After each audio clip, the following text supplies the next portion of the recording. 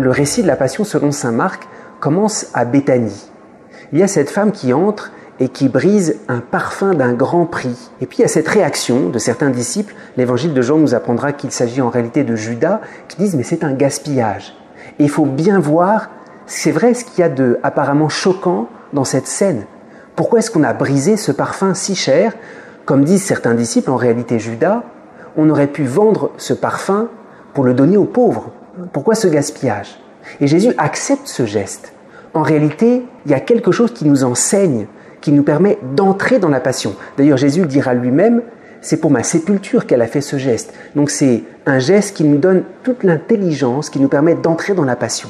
Et c'est vrai, la passion, comme ce parfum brisé, comme ce parfum très précieux, peut sembler un immense gâchis, un immense gaspillage. Mais pourquoi est-ce que Jésus a laissé gâcher sa vie, massacrer sa vie, alors qu'il aurait pu sauver en réconfortant, en disant des paroles, et tout d'un coup, il y a cet immense gâchis. Et pourtant, c'est là qu'est le salut. Jésus veut nous faire comprendre quelque chose de très important en acceptant ce geste. Le salut, lors de la passion, nous n'y entrons que sur le registre de la surabondance. En brisant ce parfum, cette femme veut dire la surabondance de son amour pour Jésus. Et lors de la passion, cet immense gaspillage, en réalité, c'est pas un gaspillage, c'est Jésus qui se livre sans mesure, sans limite. C'est très étonnant, toujours une tentation de se mettre un peu à l'écart en disant « bon, il faut pas trop en faire pour moi quand même, parce qu'on ne s'aime pas assez ».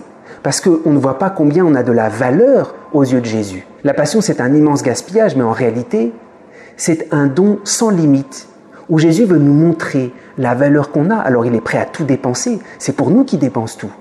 Il y a cette réflexe, et ça nous est montré au début de la passion, de se tenir à l'écart en disant « faut quand même pas en faire trop ». Si, Dieu veut en faire trop pour toi, et ne dis pas que tu n'as pas assez de valeur. C'est justement le propre de la passion, où Dieu nous dit à chacun d'entre nous combien nous avons de valeur et combien il est prêt à tout verser pour nous.